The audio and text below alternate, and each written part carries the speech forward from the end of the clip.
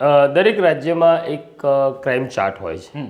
એમાં દારૂ એ આપણી ત્યાં ક્રાઇમ છે. બરોબર. એ જ ક્રાઇમ પડોશી રાજ્ય રાજસ્થાનમાં પાર્ટી થઈ હોત તો આ ગુનો ન નોંધાયો. મહારાષ્ટ્રમાં થઈ હોત તો ન નોંધાયો. ગુજરાતમાં 60થી તમે એવું કીધું છે કે આ દારૂબંધી આપણે સ્વીકારી છે, ડ્રાય સ્ટેટ છે એટલે અહીંયા ગુનો છે.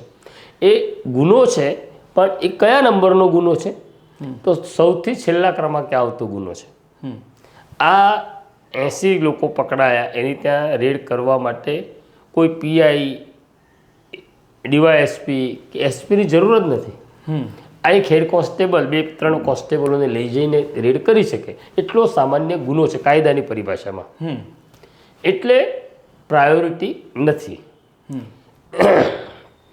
ઓકે, બરોબર. પ્રાયોરિટીમાં નથી આવતું, કારણ કે લો એન્ડ ઓર્ડરના બીજા અનેક પ્રશ્નો છે. આ 80 લોકો રસ્તા ઉપર આવી ગયા હોત, હાથમાં તલવારો લઈને લોકોને લૂંટતા હોત, ડરાવતા હોત, તો મોટો ક્રાઇમ છે. હું દારૂની હિમાયત નથી કરતો, પણ છતાં કાયદાની પરિભાષામાં આનો ક્રમ બહુ પાછળ આવે છે. જે હેડ કોન્સ્ટેબલ કે કોન્સ્ટેબલ કક્ષાનો આ ગુનો છે.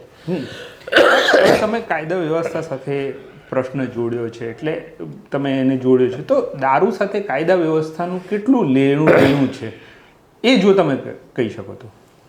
એટલે આપણે છે ને કાયમ એવો તર્ક, એવી દલીલ લગાડીએ છીએ કે ગુજરાતમાં કાયદો અને વ્યવસ્થા એટલે સારી છે કે અહીંયા દારૂબંધી છે. ગુજરાતમાં સ્ત્રીઓ એટલે સલામત છે કે અહીંયા દારૂબંધી છે. મને એવું લાગે છે કે આ એક દંભનો આંચળો ઓઢી લેવા માટે સરસ લાગે છે આ વાત, પણ વાસ્તવિકતા કંઈક જુદી છે.